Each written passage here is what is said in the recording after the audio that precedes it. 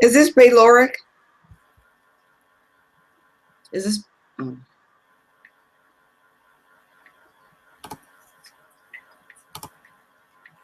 And we are live. Good morning, good afternoon, good evening, wherever you are in the world, wherever you are in the world. My name is Ingram Jones, and joined with me tonight from the US with Adrienne. Adrienne, you there? I'm here. Fantastic. And signing in now, hopefully, she would Bo from Truth and Facts Boxing. Bo, you there? Yeah, I'm here. Can you hear me? I can't see you. Can hear you slightly. All right. Adrienne, how you doing? I'm doing good. Okay, let's get straight into things. Let's talk about. I think we'll start with the top of the show. Is that Adrian on the show? Yeah, Yes. Adrian's on the show. We're just waiting for you, Bo. So we're talking Joshua versus Molina. And Adrian, give us your opinion on what you thought of the going into the fight for Molina and Joshua, and of course now the post-fight. Well, I thought what happened was going to happen. There was no doubt about that. I mean, I just couldn't see Molina pulling this out. One of the things that I noticed as soon as the fight started, that Molina seemed as if he was scared, to be honest with you. And he did more covering up than he did throwing. And now there is a possibility that he was waiting for an opportunity to pull Joshua in and hit him. And counter, yep. Right, exactly. But that never happened. Well, that's just one game plan, and that's really a hope and lucky punch. And lucky exactly that you're hoping to get lucky. Now, you know, I don't believe in lucky punches in boxing, because in boxing you're there to throw punches. You know, right? You know what? I don't believe that either. Yeah, I don't believe that either. That lucky punch. I do believe that you're trying to get lucky, meaning by you've got no real game plan and you're trying to bank on one shot and hope that it lands. That's different. Yeah, and that's what it's. And it seemed that that's what Molina was. He was depending on that one shot to stagger Joshua so he could jump all over him. And you know, I mean, I was so disappointed because Molina had no fight whatsoever. It's pretty sickening when you think about it. I was interviewing Molina coming up to this fight. He had plenty to say for himself. He was going to be confident. Why David Price shouldn't have to fight. You know, he was up. He was ready. He was going to rock Joshua. If he got knocked down, he'll get back and fight. All he needed was confidence. So he talked a great game coming into the fight. Mm-hmm. So he thought, if this guy can land, let's see what happens. But then he gets in the ring and he does that. And then people say, oh, well, you know, it was for the American network. You know, people could say what they want about David Price, but I can tell you something now. That fight we saw tonight, David Price was doing better preparation than Molina in terms of dimensions, in terms of size, dimensions, length, punching power to Vladimir Klitschko than the dimensions of Molina. Price fight is very different to Molina, and I think that Joshua would have had to contend with the power of Price, and in the back of his mind knowing the Price has starched him in sparring. That's a different dynamic altogether, and would have set up beautifully for a fight with Klitschko. Now you've just got a 3-round blowout with a guy throwing punches, and once again, you know, the Joshua fans will jump up and say, oh, Joshua's brilliant and great, but people looking into it will say, okay, you now fought a guy that was intimidated by you, didn't hit you back. Right. And, you know, Molina went into that fight going against the ropes, which I could not believe. Whoa. I never saw a fight where a fighter actually deliberately gets on the ropes the way he did. He just backed up straight away. It was like, you know, the first 30 seconds, you know what the intention of a man is. Like when you saw Derek Chisora earlier on, that brilliant fight, you knew his intention. I didn't see that. Well, we'll talk about it afterwards. Okay, yeah. Get onto the front foot. You go straight onto the front foot. But it seemed to me that Molina's intention was to go there and to survive and hope something down the line may have happened. Right. but got caught with the first punch. I think he got caught in the second round with a left hook, and I saw the spit fly out of his mouth. Mm-hmm. And after he just didn't want it, didn't want to know. What was interesting is the first big punch that landed, he went down, and when he got up, he didn't know what to do. And you know what? He acted as if he didn't want to get up. Nah, exactly. Yeah, so I wonder if he got paid extra just to not be a threat. You know, I mean, these kind of fights, the reason why I'm so disappointed in it is because these kind of fights give boxing, you don't pull in the fans, you push the fans away. Yeah. You know, and I just thought, you know, he could at least try to look like he's trying to fight. He cowered the whole time. He threw what, 2 punches maybe, and they both missed. Yeah. Roundhouse punches. I mean, you see, the thing is, after you see Chisora versus White, and then you see that garbage, I mean, you can't. It's just distasteful. It put me off even watching any boxing tonight. Right. I know it does. It leaves a real sour taste in your mouth. And you think to yourself, I can't be bothered. I just can't be bothered watching the boxing tonight. So, Bo's in the room. Bo, are you there? He's there, but he's on mute. I don't know why he's on mute. Yeah. Hello. Can you hear me? Bo, okay. What are your thoughts? Sorry, you guys. I'm packing up, leaving the job here. Oh, okay. But I heard everything y'all was saying. I'm gonna have to disagree with a couple things you guys said. Okay. First, what's going on? Are you trying to steal my mistress? Adrian is lying. What is this? What is this?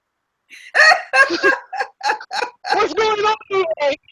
Oh, no, I'm actually excited that you have her on, and I told Adrian the other day, I love her knowledge, I love how she is, and that the fact that you have her on tells me that you recognize the same thing I do. But I do have to disagree with you guys, because this isn't what turns fans away. This is what turns fans to the fight. You know why? Because this is the type of boxing fan. Because fans want to see their favorite guy run over somebody. That's really what they want to see. A lot of these fans today, think about, I'll use an example. Think about Golovkin. Every time we throw a name out that could be kind of dangerous or we think would be a good fight, what do they always say? He don't bring no money to the table. He really hasn't fought nobody. He hasn't done anything. But then they look at a guy like Daniel Jacobs and say, how come he's not signing to fight Gennady Golovkin? Because they know he can beat him. So these are, believe it or not, today's fans, they like these kind of fights where someone's dominant, where someone knocks somebody out, and they just like these kind of fights. So I have to disagree. This isn't what turns fans away. You have fans that'll say fights like Andre Ward and Kovalev and that type of decision. That turns fans away. But not a fight like this where one guy looks purely dominant, because today's fans, that's what they want to see. Now, diehards like us, this it'll turn us away. But it won't turn these crop of fans away. And I'm sorry if anybody.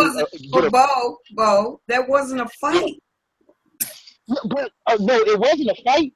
But if you are a Joshua fan, and if you love watching knockouts and somebody being dominant, which is what boxing is promoting today. Boxing is promoting the commercial aspect of the sport, which is the knockout. It's not promoting the technical aspect of the sport. That's true. That's very true. And also, this proves a point as to what we were talking about earlier, why I said the reason why you have Chisora and Dylan White behaving the way they're behaving is why, because you have to sell the fight. A lot of us already knew what the outcome of this was. That was no foregone conclusion. So they had to find another aspect to sell it, which was Chisora and Dylan White, which was a good fight. It was more of a Rock'em Sock'em Robot type fight. But, it was a good fight. So Joshua did what he was supposed to do. He got a guy out of there. But I want people to start pumping their brakes, because I'm reading people talking about something. Oh, man, Luis Ortiz and Deontay Wilder, they're in trouble. No. This was Molina. I mean, let's pump the brakes here for a second, people. This was Molina. This wasn't a world beater. This wasn't a guy who was known for giving even the top fighters a hard time. This was Molina.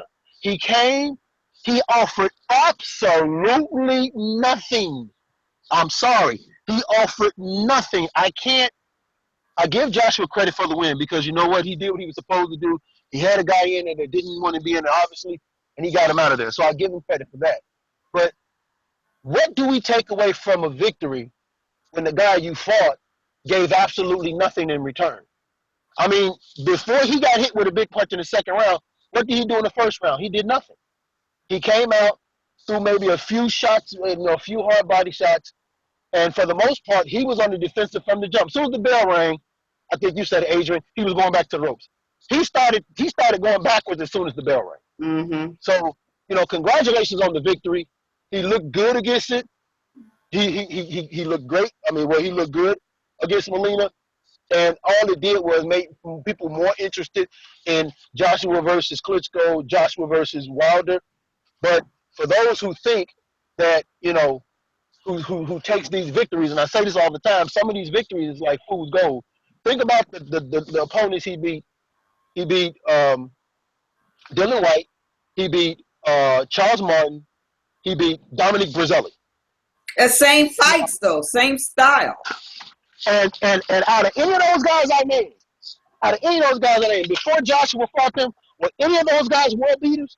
Was any of those guys?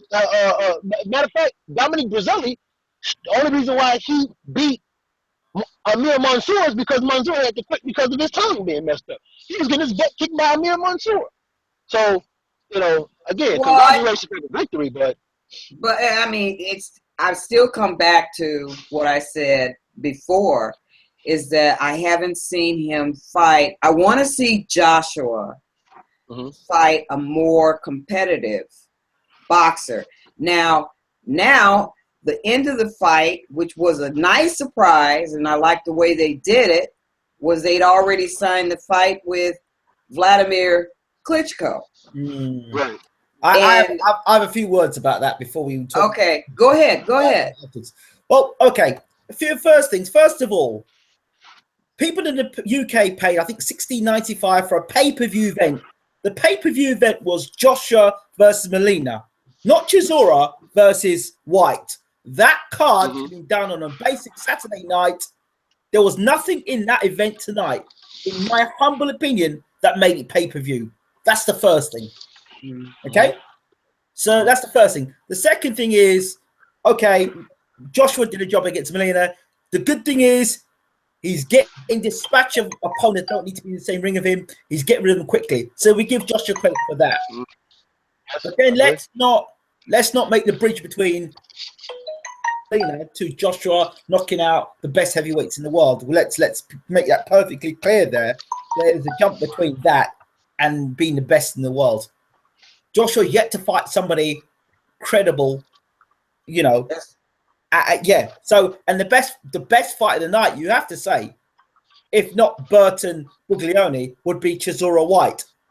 And for that point as well, Derek Chisora fought the best Dillian White because he wasn't injured, he didn't have a shoulder injury, he had plenty of time to prepare, and he had some momentum.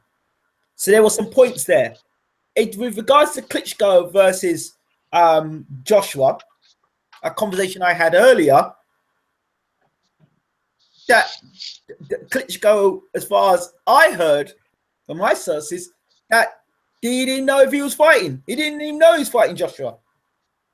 So, this thing about Wembley and it's been signed and the fight's done. Well, when Klitschko was in the ring, heard what Klitschko said. He turned around and said, "Are you sure that this is the date? Is this really the date? Is this the date we're fighting?" And he wasn't even sure.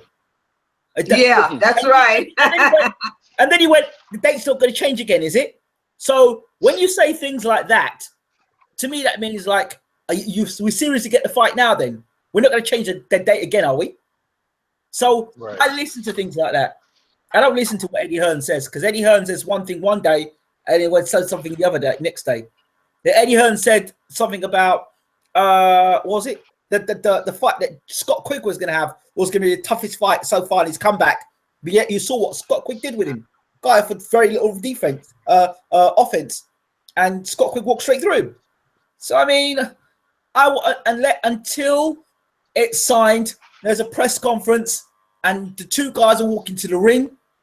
I don't believe a word of what Eddie Hearn says. Sorry. Really? No, I don't believe it. I don't believe it. I mean, you believe that fight's going to take place April 29th, right?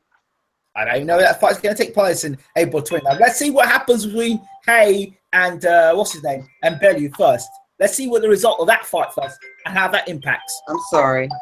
That's reminding me to drink my water. What's that? It's a reminder to drink water. Sorry about that. All right. Okay. Well, let's put the camera back on you. What are your thoughts? You know what? As far as the Klitschko thing, look, you know, at this point, how long has Klitschko been out the ring? He's been out the ring quite a long time since he lost. I'm so glad he's saying this. You know, so I have to wonder, you know, when you reach a certain age, when you reach a certain plateau, and let's keep in mind, going into the Fury fight, he really wasn't that. I mean, he was having issues, personal issues and things like that. When you've been out that long, I'm questioning what's your motivation when you reach that age, when you're almost reaching 40 and you got a fight coming up. What's your motivation to be ready when you've been out the ring this long? It's not like he's been busy. So he's jumping right into a fight with Anthony Joshua after being off for God knows how long. And it just seems like that, you know, maybe some people think, you know, Klitschko isn't the same or whatever the case may be. But, I mean, you definitely want to see the fight. He's going to get all the credit in the world if he beats Vladimir Klitschko because, again, it's still Vladimir Klitschko. Yeah. But the fact that we haven't seen Vladimir Klitschko in the ring to see what was taken out of him from the Fury loss. Like, we haven't seen him in the ring against a BC level fighter so we can determine what was taken out of him from that loss. When Manny Pacquiao lost to Marquez, they put him in there with Brandon Rios so we can see what exactly was taken away from Pacquiao from the way he lost. I think one of the plans is to ensure that Klitschko doesn't get a warm-up fight for the Joshua fight. So keep him out the ring for as long as possible and make sure that by the time they come fight time, Klitschko would have had no warm-up fight while Joshua would have been consistently fighting. Right. Well, you know, on the pre-show with Showtime, they had Deontay Wilder on the panel. Mm-hmm. Right. And Deontay Wilder was saying that no matter what, he will be fighting Anthony Joshua. That is his goal to do that. So he seems as if he's very anxious to get that fight, and we'll have to wait and see. But I just don't think that Vladimir is going to be any kind of competition for Anthony Joshua. I really don't. Don't you? No, I don't. I don't, especially after seeing him fight Fury. Fury. Yeah, that was a hug match. I mean, I think Fury nullified what the best things Klitschko could do: taller, longer. Nullified Klitschko and did what he had to do. I think it was a masterclass performance from Fury. Well, yeah, I mean, Fury fought, but not Vladimir. Oh yeah, of course. But then Vlad's going to be fighting now Joshua, which is a totally different situation. You got a guy now in Joshua who hasn't got as good footwork as Fury, who's not as flexible as Fury, who's not as experienced as Fury. There are a lot of things there. I don't think that Joshua's going to have a hard time with Vladimir at all. I don't see it. Unless Vladimir gets a really good punch in there, knocks him off his game, and jumps on him right away. I just don't see it. Interesting. Bo? I see where she's coming from. I definitely see where she's coming from because, like I said, we haven't seen Vladimir in the ring, so we don't know what was taken out. This is a guy who reigned the division for 10 years. All the advantages all the disadvantages he had against Tyson Fury will be advantages against Anthony Joshua. Mm-hmm. And also, I think all the frustration that's been going on with Klitschko could come into play. He could be wanting to take all his frustrations out on Anthony Joshua. I mean, this is still a highly intelligent heavyweight person in Vladimir. Vladimir Klitschko has very high ring IQ, and his skill set is just a little bit better. My concern would be the rust. He's been out so long. I don't care how good you are. When you're out that long, you have rust. And that's just like what Ingrid was saying. That's what I was telling people. Look, don't go crazy over what you saw AJ do against Molina, because if he fights Deontay, same thing with Deontay Wilder. Deontay Wilder is taller. Deontay Wilder has the longer arm reach. Deontay Wilder is busier and is a harder puncher. So the way he jumped on Molina, Deontay Wilder, he's not going to be able to jump on Deontay Wilder like that. Yeah, go on. No, I just think that you can't count out Vladimir Klitschko only because it's still Vladimir Klitschko. He still is a dangerous hard puncher, and all those disadvantages he had against Fury will be advantages against AJ Anthony Joshua. It's just that by him being out the ring that long, I'm questioning his motivation from being out the ring that long. Okay. I will end on this pay-per-view note in terms of this particular fight. Every time you pay $16.95, honestly, for a good fight, and you get that sort of garbage at the top of the bill, it makes you think, I ain't paying for another pay-per-view. And there are people by that. And then when a real genuine pay-per-view fight comes up, a proper pay-per-view, you've been tormented and traumatized by such garbage at the top of the bill. How can the fights under the pay-per-view event be better? How can Chisora White be better than Joshua Molina? It should be just like the one later on tonight. Chisora White should have been pay-per-view, and Joshua Molina should be in the undercard. That's what. Well, you know what? I think that Charlo and J-Rock should be the top bill, and that Cuellar and Mares Mares be the undercard. Okay, all right. I mean, to me, I think that because there's more excitement about those two than it is about the main event. Yeah, but you know why? But you know why Cuellar and Mares is the main event? They're in California. You know, so if you're having a fight in California and you're trying to attract the Latino crowd, I see that. I see that too. So they're not going to stick around if you put Mares and Cuellar in there first. They're not going to. They might not stick around for the Charlo Williams fight. I don't know about that, Bo. I don't know about that. You know what? I think the diehard boxing fans would, for sure. Terrence They would Crawford stick around as well. The diehards will, but in California, what are the majority of the people in California are going to go see if you say Charlo Williams and Cuellar Mares? Terrence Crawford's fighting tonight as well. HBO. Yeah. Yes, he is. Yes, he is. So what are you going to watch? Crawford, Molina? What I'm going to do is I'm going to watch Showtime first, and then I'm going to watch the rebroadcast at 11:30 on HBO. Oh, I've already got it mapped out. I'm not going back and forth. I'm going to watch those fights, and then come 11:30, which will probably be about an hour later, maybe 45 minutes, then I'm going to go ahead and watch. So I'm not answering any calls. I'm not watching. I'm not looking at my Facebook page. I'm not doing any of that. I don't want to know who won. Cool. I'm just going to address the people in the room. Sorry, I haven't addressed anybody in the room at the moment, but I will address people in the room now. Just out of common courtesy, people in the room, I'm not addressing them. Zest, C2C, good to see you in the room. Jay Shanley, Ben Scott, Honest Bob, Adrian Remedy, Stephen Dutton, The Bad Boy, Paul Moore, Adam Scott. Let's see who else. Boxing Enthusiast, Rena Mem. Hey, boxing enthusiast. Who else? Mohammed Ahmed. Yemi. Babatunde. Good to see you in the room, Yemi. Mart MBE. Good man, Yannick's in the room. www.rs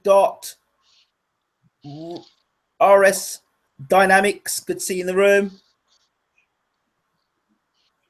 Okay, I think we're good. We're good. Right. So shout out to everybody in the room. A lot of people talking about the Joshua fight. A lot of people not impressed with the Joshua fight. Some people think, you're not pay. You don't have to pay for the pay-per-view. So that's the argument there. Other people think that Joshua's put a brilliant performance on tonight. So the room's divided on what Joshua is and what he's not. Some people will jump overboard and say he's the best heavyweight in the world. Others would say, well, no, he's not the best heavyweight in the world. He has to prove himself. So I don't quite know what to go with this Joshua thing because we could be all night talking about that fight. What fight I do want to focus on is Chisora White. Bo, did you see the Chisora White fight? I didn't get a chance to see all of it, but yeah, I saw like maybe the first 5 or 6 rounds. Okay. Where did you see that fight at, Bo? Stream.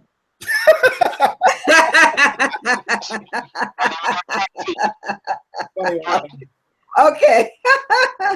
It was a brilliant fight tonight. Probably fight of the year.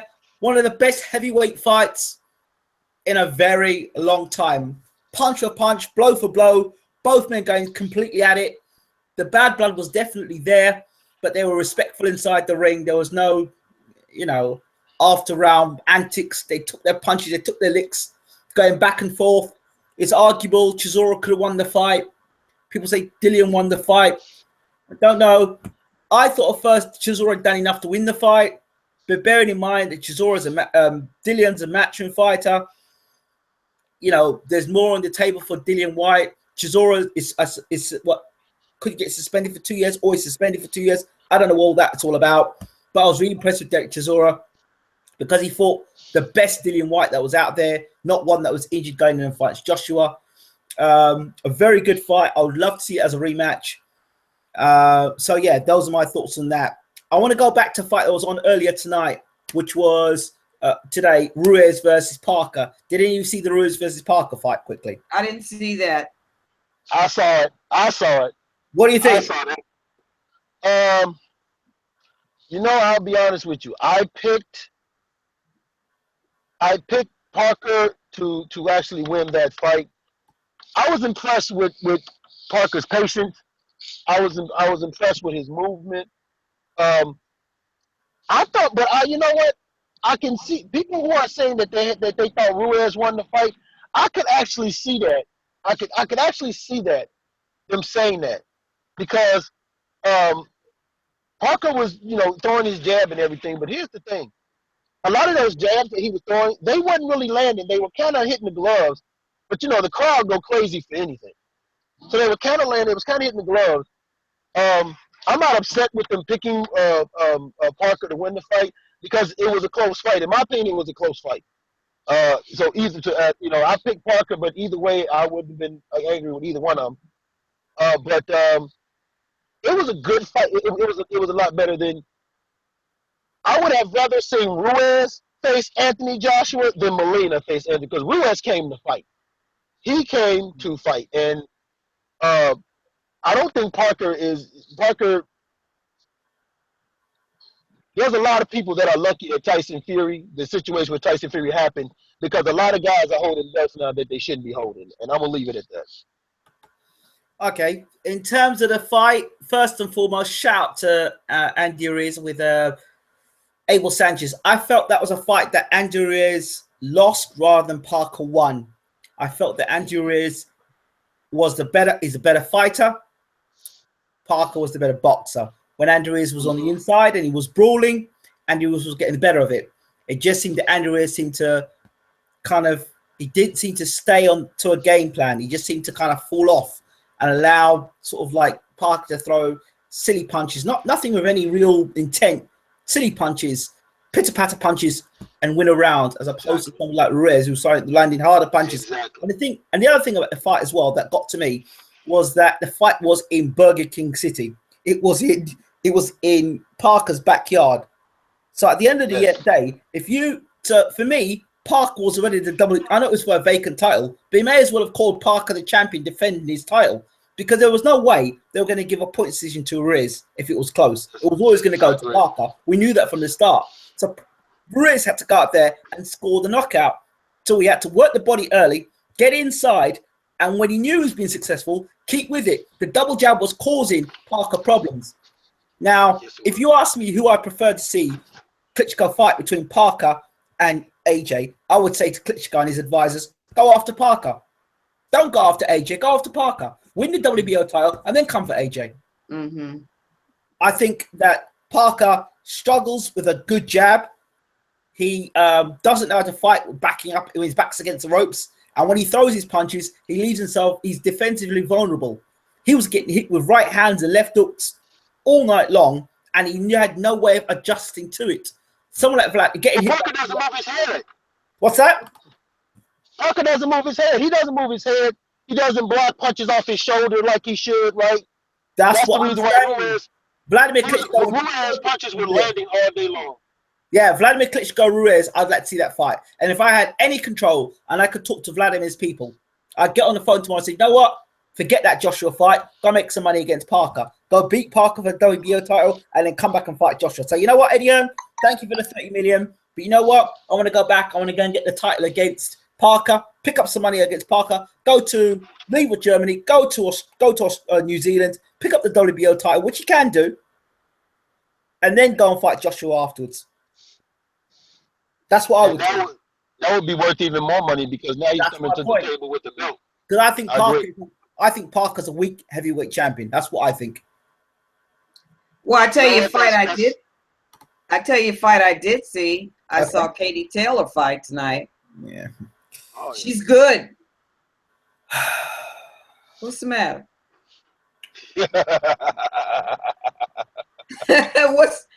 What's the matter, Ingram? Look. I like Katie Taylor. Don't get me wrong. I think she's a very good fighter. I think she did a lot of the Olympics. Nicola Adams 2 Olympic golds. Okay. Katie Taylor won 1 Olympic gold. All right. Fine. She was the best in the world at her weight. Sure. She's had a second pro fight against another person that the second person that she fought tonight was pretty decent, took her licks, and landed some good shots on Katie Taylor as well. And, you know... But it wasn't very competitive. It's not that. I want to... Let's see what Katie Taylor does when it comes down to fighting for a world title or fighting for some titles. Let's see what she does. I'm not getting into all the hype about it. You know, having watched people like Cecilia Breakus, Layla Ali, Wolf, what's her name? Anne Wolf, and Cecilia Breakus, of course. Ava Knight, Jelena, who's won belts at 3 different weight divisions and multiple weight world champions. She's done what she does as an amateur. Great. Let's see what she does as a pro. Can she do what those other women have done? That's where I'm talking. And she's got that Olympic gold medal. Let's see what she does. I saw the fight with Clarissa Shields. Now, that was a fight. That was a fight. Now, you're right. Look at the difference. Clarissa Shields' first fight, it was back and forth. They look evenly matched. It was a good fight. It was. Those two, they either look malnutritioned or just pulled it. They have no business being in the ring with Katie Taylor. All right. Okay. Hold on. Let's keep one thing in mind here. Yes. Katie Taylor did just fight a month ago. So after fighting a month ago and wanting to put on that card for some exposure, it wasn't going to be a very tough opponent. But now, well, that's her problem. That's her business. Right. That Clarissa Shields. What was impressive about that fight was she fought someone that was giving her troubles in the amateurs. Mm-hmm. That Shield fought was her nemesis from the amateur days. So that made it impressive because you didn't pick anybody. You picked somebody that, could have possibly have beaten you for your first fight. So I give her all the credit for that. But listen, Ingram, sometimes you can be a little harsh on these fighters, man. You know, no, I'm not being harsh. Don't give it, like I said before, I want to see Katie Taylor do really well. I do. And I don't know. I mean, I think this second fight was good for her because she went the distance. The girl took her best shots and kept coming, which was good. She got caught with some good shots as well, Katie Taylor. Yeah, she did. She kept getting caught with the right hand over the top. So it was good. And if a girl like that is running and still catching Katie Taylor, I'd like to see how she does against a girl who actually can box and is right. who is her equal. All right. Let's see what she does when she meets somebody her equal. Then I'm gonna have a lot more what's the word? More faith in this journey as a pro. Do you know what I mean? Having watched so much women's boxing, I mean Katie Taylor's just another woman that's come out and boxing well. But I said, after watching Clarissa Shields' first fight, after watching that as a standard, right? And then watching the world's #1 fight, just different, you know. So I don't want to get caught up in that matchroom hype. Katie Taylor's a good fighter. Let's see what she does when she meets somebody of similar stature or she fights for her first title. Let's see how she does then. I no doubt think she's going to be a brilliant pro, but I want to see what she does with people who are going to. The second fight she's gone, the girl started throwing punches back at her. She's gone to points. Is she a big puncher? Or is that girl very durable? I think she's durable. I don't know about a big puncher. She didn't do anything to knock the girl down. That's my point. So right. But you know, Clarissa Shields, I was so impressed with her. If anybody, you know, go ahead. Go ahead. I mean, I watched her in the Olympics, but to see her in a ring fighting the way she did, that she had it all. You know, I mean, you wanted to watch her. A lot of fights with a lot of female fights, a lot of time you're either going to get someone that is not, I mean, it's not going to be an even fight. I'll put it that way. Yeah. I mean, really, you wind up, you know, with somebody, because this girl tonight, I mean, she was just swinging all over the place. Exactly. And that's what I'm saying. Go back. People are saying I'm being harsh. That was Clarissa Shields' first fight when she fought against her amateur rival, right? The first fight she fought against. People give me a little stick and saying, "Oh, it's only a second fight." Hold on, it's Clarissa Shields' first fight, right? And she's a double Olympic gold medalist, was she not? Clarissa Shields, yeah. Right. So what? What are you saying? And she fought a big girl too. Right. People are making excuses. Oh, well, it's a second pro fight. Well, okay, all right, then fair enough. How many fights did Lomachenko get before he fought for his first world title? I mean, it depends on how you want to look at things. For me, I'd like to see Katie Taylor now. That second fight was good because she went to points. It was good. But the question is she a big puncher? Was that girl durable? She got getting caught with right hands. I want to see her go back in the gym and address that. And then let her come again in a third bout and see how she does then. I'll be very interested to see how Katie Taylor progresses. Right. And let's see what she does. You know, let's see what she looks like in like 10 fights where she's at. Let's see. Because I know they're talking already about next year her getting a world title shot. So that will be interesting as well. Yeah, you know, I really wish they continue with putting female boxers on these undercards. I think it needs to get out there because a lot of these girls work really hard. They go to the gym and work as hard as some of the guys do. They just don't get the exposure. Is that Bo? Yes, Bo. Yeah, I'm back. I'm back. Somebody had called me and it kicked me off, so I'm back. Okay. There are people in the room who've got different opinions here about Katie Taylor.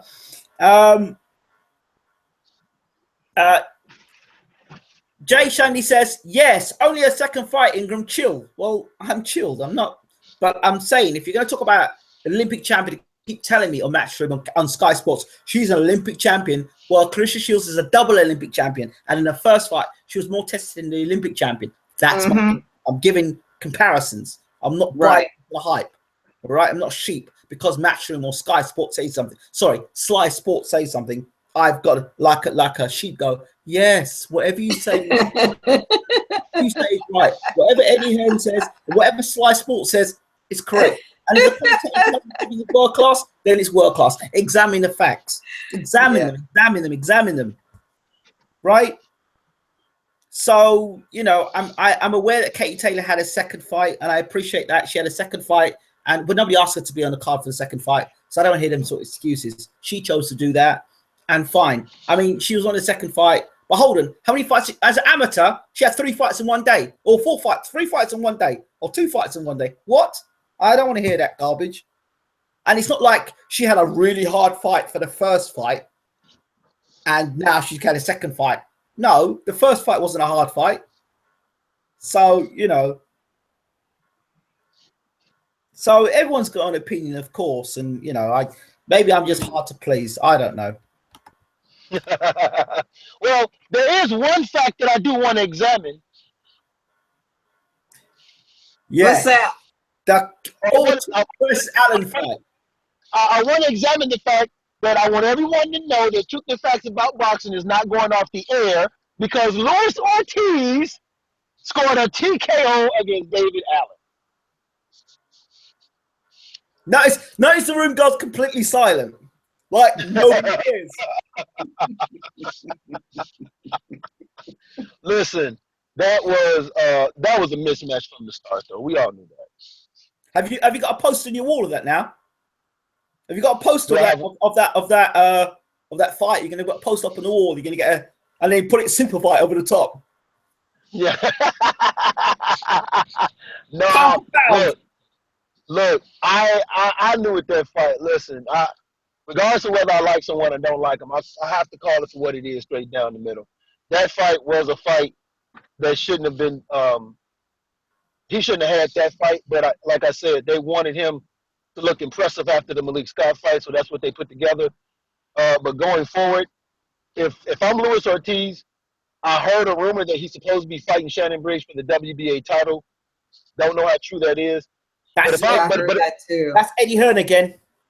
Okay, yeah, right. Because I know for a fact I spoke with Franz Oquendo, and he's actually he's in the UK now working out with David Haye. He thinks he's fighting Shannon Briggs for the title. But if I'm Luis Ortiz, I'm going to take the Ingram Jones approach. I'm going to go into Eddie Hearn's office. I'm going to say, listen, either get me a title shot or get me a top guy. No more David Allen. No more David Allen. Give me a title shot. You know, give me Dylan White, for Christ's sake. He just won. Give me Dylan White. Give me a title shot. Give me a top guy, but no more David Allen. And that's exactly what I would tell him. Listen, David Allen, I spoke to David Allen a while ago. Listen, and I gave Dave Allen a lot of advice. Who am I? And was trying to set him up with a legendary trainer. And, you know, that, you know, you've got to have a decent team behind you. You need to have a manager. There are reasons why you have managers in your career. There's a reason why you have, you know, your manager says, look, we're going to take this fight and this fight. We're going to avoid that fight. There's a reason why they do it. They've got more experience than you. But if you want to jump ahead of your manager and do your own thing and make your own decisions, this is what happens at the end of the day. Yeah, you're a tough guy, and yeah, you've got a great chin, but that's it. You need to get, and it's no point in saying, well, if I was in shape. You're not respecting the sport. You're not respecting yourself. And what happens now is that, well, you just got stopped by Luis Ortiz. So what you basically end up becoming is the journeyman, because you're not taking your career seriously. 24-year-old not taking his career seriously. I'm not being disrespectful to Dave. Wasn't in shape. Was not in shape. I think a lady called Giselle on my YouTube channel says, Dave Allen has a bigger belly than me and I'm pregnant. This is what a lady said to me earlier.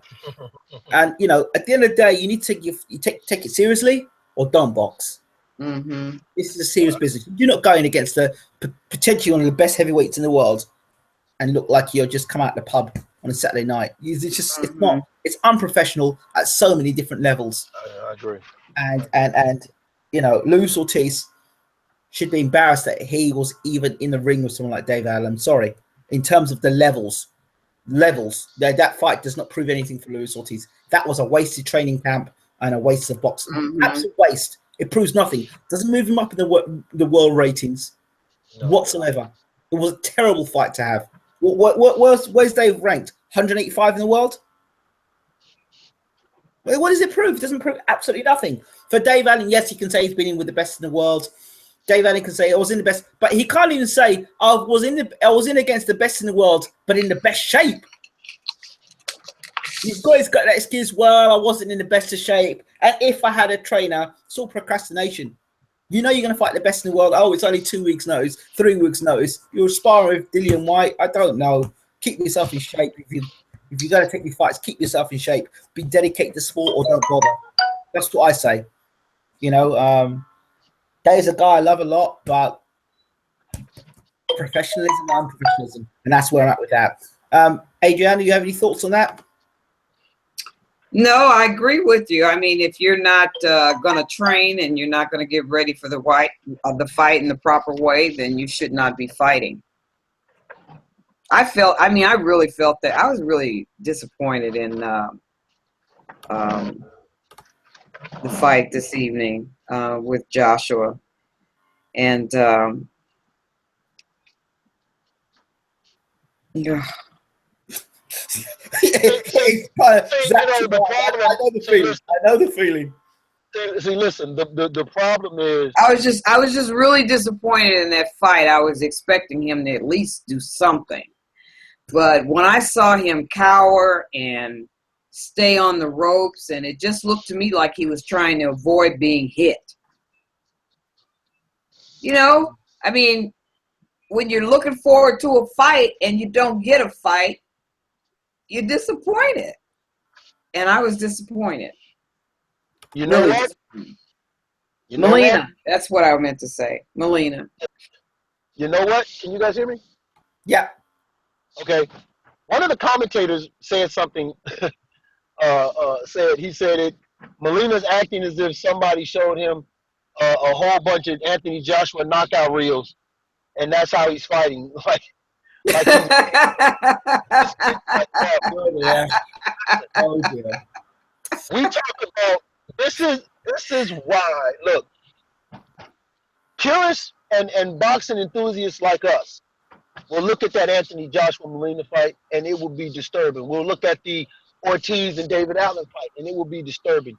We'll look at the Chisora and Dillian White fight and we'll say, why is this better than the so-called main event? Right, right. But what you have to understand is they already know purists like us is going to watch the fight. So they're not concerned with trying to appeal to us. They're trying to appeal to the nature of the casual fan who wants to see the knockout, who don't really know what a mismatch is because they don't really even take the time to study the fight. All they know is, hey, this is my guy. I like him, knocks people out, going against this guy. And that's the extent of it. That's honest to God. You ask some of these casuals, what's David Allen's record? I bet you they couldn't even tell you his record. They'll be able to tell you, well, I know he lost to Ortiz. But they won't be able to tell you the guy's 92. They won't be able to tell you that because they don't look that far. Somebody did same thing with Molina. I've actually talked to people that thought he was fighting John Molina, who's the guy that Crawford is fighting. Seriously. So I had people say that to me. They say, oh, in his last fight, he beat Ruslan. And I'm like, Molina? The guy fighting, that's the guy fighting Crawford. That's not the one fighting AJ. But that's who the crowd is now. That's who these promoters and these networks, that's who they're trying to appeal to. Because they know we will watch him. Right. We'll watch him because we know deep down in our hearts, we love the sport.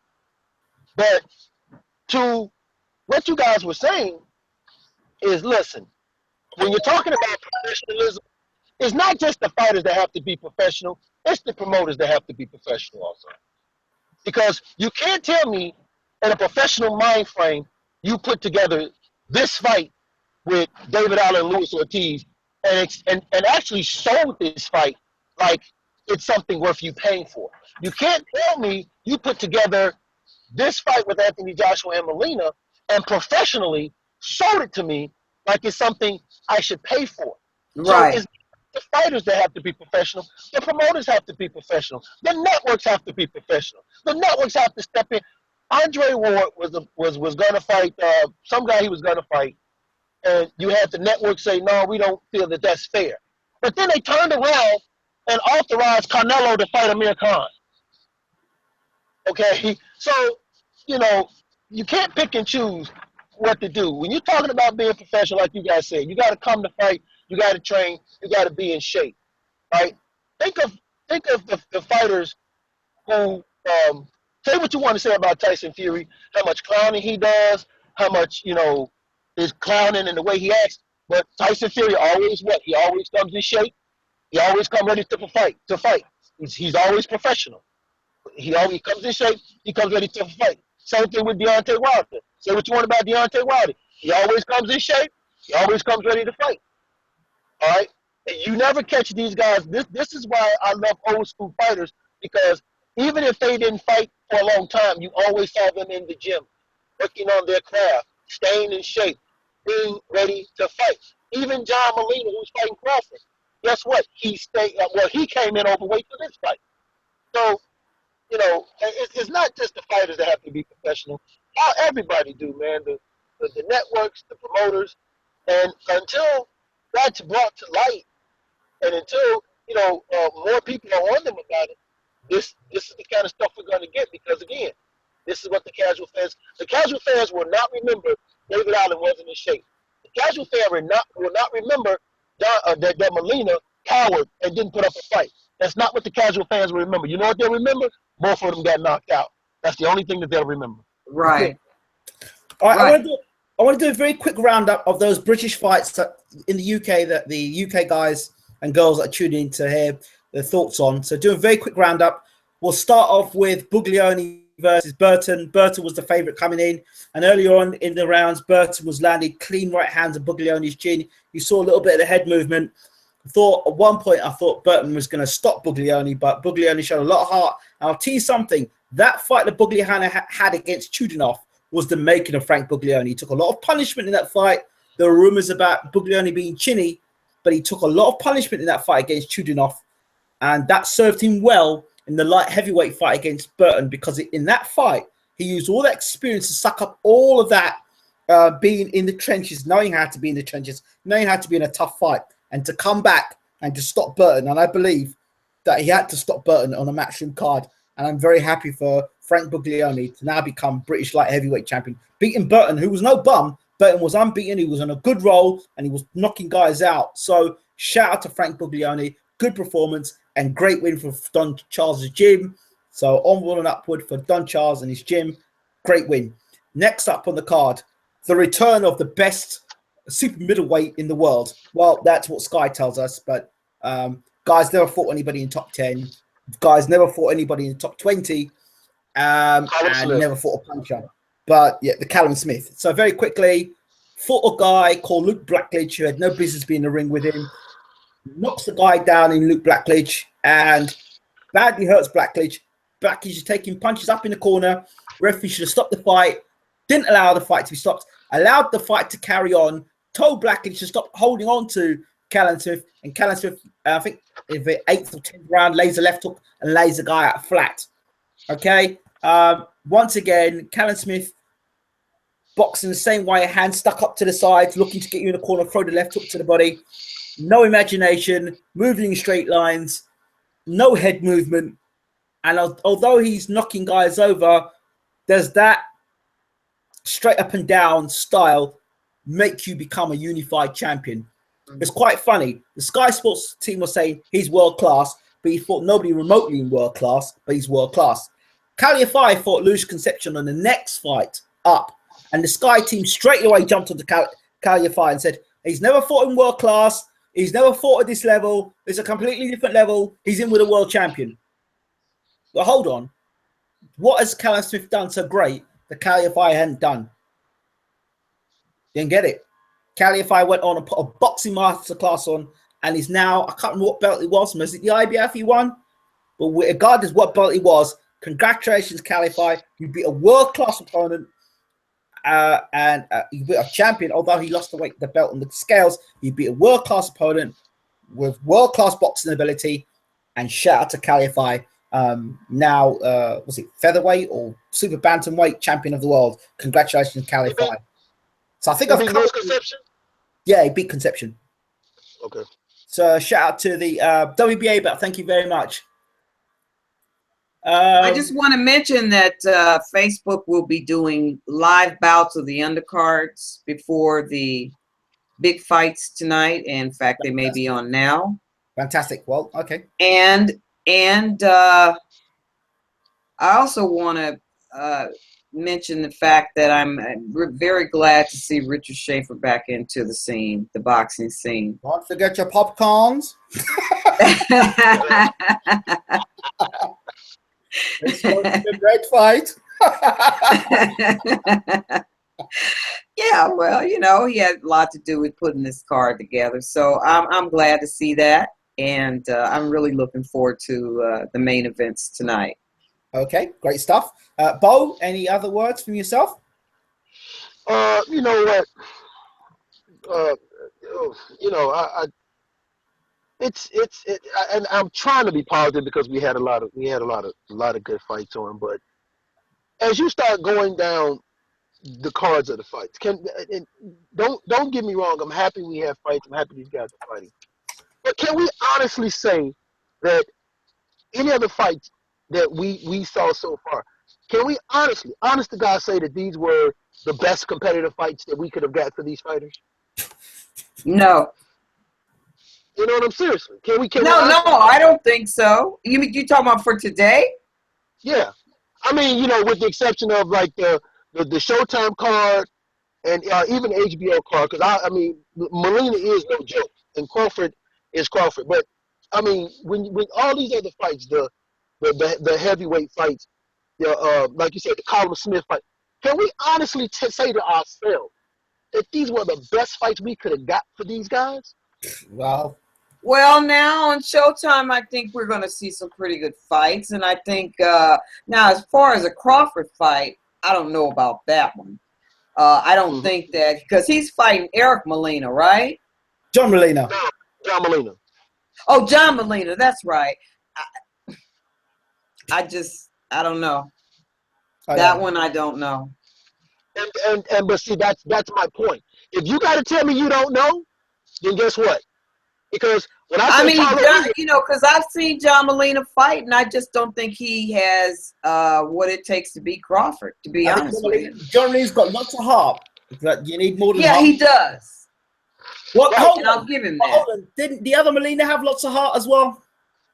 And again, that's my point. Because if you got to tell me that you're not sure if this was the best fight, but then when I say Charlo Williams, and I say Abner Mares and Cuellar, you're like, man, that's a 50-50 fight.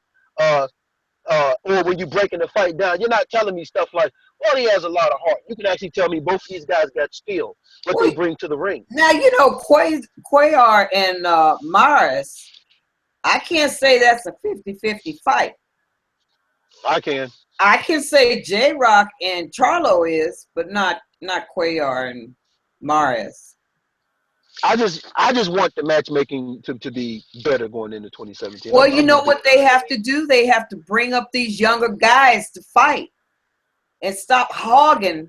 You know, we see the same guys fighting the same guys, fighting the same guys. They need to bring up some of these prospects and let them get in there too. Absolutely. You know, that's what would bring. I mean, I think that's what would satisfy us boxing heads if we could, because we know they're out there. We know Lubin's out there. You know, we know that. You know, we know that Spence is out there. Right. We know there's a lot of prospects that are not getting an opportunity to fight because no one wants to fight them. And you know, it's up to these promoters to get together. I mean, if you can make a fight with Mayweather and Pacquiao, you should be able to make fights with some of these prospects out here. I mean, this is ridiculous. These guys are just sitting in the background, not getting a shot, and they should. And is it because the other guys don't want to box them? Then put them aside and don't give them fights. Give these other guys fights. I want to make I'm going to make a quick announcement. We can come straight back to it. Boxing fans is something I want you to do for me. Even after the show stops and I stop doing boxing shows on Bayloric TV boxing channel, I want you to do me a favor. This is very important. I want you to look at a situation here. Alexander Usyk is currently the WBO cruiserweight champion of the world, and this is something I want you to see. I want you to watch yourselves with your own eyes and do your own research. Alexander Usyk is the WBO cruiserweight champion of the world. We know James Bashir has been in the corner and training Alexander Usyk. Now, it's in my estimation, I believe that now that Usyk has become WBO champion, I believe there's going to be moves made for Bashir to no longer be the coach of Usyk, and I believe they're going to move Bashir out, and I believe they're going to bring Lomachenko's dad in. Mark my words. This is what I think is going to happen. Usyk's got a new manager, and this new manager has already made a statement in the press stating that he believes that James Bashir is making the wrong moves, and he believes that he's made too many adjustments to Usyk, and he also believes that Usyk, the ambition for Bashir, for Usyk to fight Bellew and to unify the division is not the idea of Team Usyk. So also now there's now this new manager's on board. You get to see less interviews now. That's another thing that's happening as well. So I want boxing fans to see something like this. I'm giving you something ahead of time so you can watch and see how this boxing world works and how loyalty in boxing is you know, when a manager can come and say, well, you know what, I can bring your family to America, I can do this for you, I can do that for you, and whisper in your ear. How loyal will Usyk be to Bashir? Now, the other thing you have to also bring into consideration is 2 weeks before Bashir got into camp to train Alexander Usyk, he was already in camp in California, and Lomachenko and his dad was already in camp there as well. Something for boxing fans to look out for. It's not a story I will be following up for. As I've said before, my last interview was done with James Bashir talking about the Usyk fight and fights going forward. And even you have to look at the opponent that Usyk's fighting against, Manchuno. I can't really pronounce his name properly, but that opponent doesn't make any fighter look good. So if you hear at the end of this fight, if Usyk doesn't look good in this fight, they're going to look to get rid of Bashir. You've heard me here say it. So I don't know how many times I can spin this and say this to you, but I've made sure there's enough people in the room to hear what I'm saying, right? I want you to hear what I'm saying because I truly believe that this is something that's going to happen, and it's going to be a shame, a real shame. And one final thing, with regards to the sparring sessions between, and it's only sparring, Joshua and Klitschko, the last time they sparred, by the end of the sparring session, Joshua was wearing a white t-shirt or white top, tank top. By the end of the sparring session, rumor has it that Joshua's head was being jabbed off by Klitschko, and his whole top was a bloody mess. That's the story I heard. How true that is, again, it's only sparring, so we should look into that. How much has Joshua improved? How much has Klitschko regressed? So just two things I wanted to put out there for people to listen to. And we've got some people in the room listening to that. So I've got those 2 points out there. And whatever happens to me now, the story's been put out. Adrienne. Oh, well, I watched the show. And I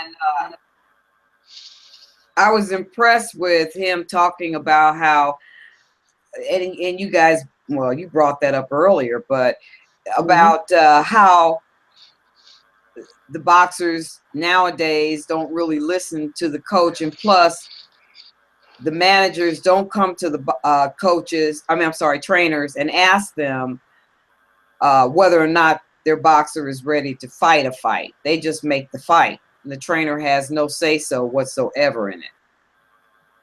Yep. That is. I'm sorry. Go ahead, Bo. I spoke with Uncle James. He called me immediately after that story had been posted in Boxing Scene, and he was not happy. I'm gonna tell you guys what he told me off the air, but you are not far off at all, Ingram. He was not happy. Well, there you go. There you go. They want him out of camp as soon as possible. And I believe you. I believe that's what's going to happen. So I'm saying at the end of at the end of the road, I'm saying that This is not the last. Your last one is Wednesday, right? Last show, but I want to get it out when we've got a lot of viewers. Who knows? Right. Wednesday, but I know we've got a lot of viewers now. I know a lot of people are going to replay and watch it later. But yeah, I can see that happening. So nobody can play smart afterwards and copy and paste and put it in as investigative journalist. It's there. That stuff I can see. Congratulations, by the way, to I think Dennis Hobson and Asif Valley, who have signed Amir Khan. Great stuff. It's great news there. To Amir Khan's now is back and will probably be fighting in the UK soon. So that's great news as well. Bo, do you have any closing notes? Just, you know what? I still love this sport. I'm still going to follow this sport. I just wish that this sport would give back to us as the true fans as we give to this sport. But regardless, you know, I'm going to love it. I'm definitely going to miss my man Ingram Jones, my brother from across the pond over there. I'm definitely going to miss him. I'll keep in contact with him. I know that, and I'm just glad that we have programs like yours, 78 Sports, my guys, the guys in boxing, and everybody over there at the LDPC, who are actually putting the truth out there, Raging Bay, who are actually putting out good journalistic work. I wish mainstream media would follow it, but you know, I'm always gonna love this sport, regardless of what it is. But it does saddens my heart because it's not living up to the integrity that I remember from the old greats of Ali, Hagler, Hearn, Leonard, Rand, and Monsoon, and you know, Ezar Charles, and all of those greats. So I'm gonna miss you too, Ingram. I hope we can keep in touch. I really do. Oh, definitely. Well, we've got one more show to do, which is Wednesday. Yeah. So yeah, we might do one Sunday evening as well, because like to kind of chill down and chill out evening on Sunday nights or Sunday evenings. People seem to like the Sunday. You'll have a lot to talk about Sunday. Well, we'll do. So yeah, there'll be lots to talk about on Sunday. Yeah. So yeah, and then we've got the final show on Wednesday night. Mm-hmm. So yeah, it's good. It's a good time, and if things go the way that I think they're going at the moment, and the plans and the things going on behind closed doors, if they're going the way I think they're going after negotiations today, we may have something really great for you in 2017. So we'll just congratulations! I saw the video. Congratulations, man! You posted the video of your little certificate. Oh yeah, thank you. I didn't see it. I got to go back. You have to go on Facebook and check it out. Okay, I will. I will talk about it off air. So guys and girls, thank you so much for watching Bayloric TV. Enjoy the boxing tonight, whether you're watching Crawford and Molina, whether you're watching Charlo and J-Rock. Enjoy it. We're watching them all. We're going to watch them all. Well, yeah, or you watch them all. Like, yeah, or you're going to do what I do, just go straight to bed. Well,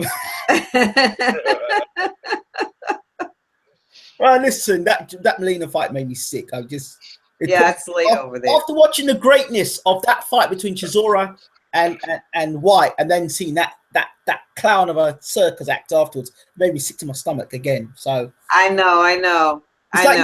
It's like I don't know.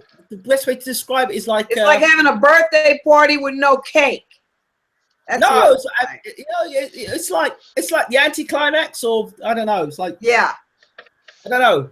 Being kissed. It's like being kissed by somebody great, and you have a really great kiss, and then somebody else comes and gives you a kiss, and it's like they don't know how to kiss. It's that sort of terrible feeling, and that's the experience that you stick in your mind until the next time you're kissed again. So you need to wait for another great fight to come around. Right. So that's what Carlo and J-Rock deliver tonight. It's like watching Cecilia Brackers come up and give you a kiss and having to go home to your wife. Oh, how can you say that? How can you say that? Well, you didn't say which one was the better kisser. Thank you very much. Right. Enough of that. This is Ingram Jones with Adrian and both from Truth and Facts Boxing. We're out. See you soon. Okay. Bye.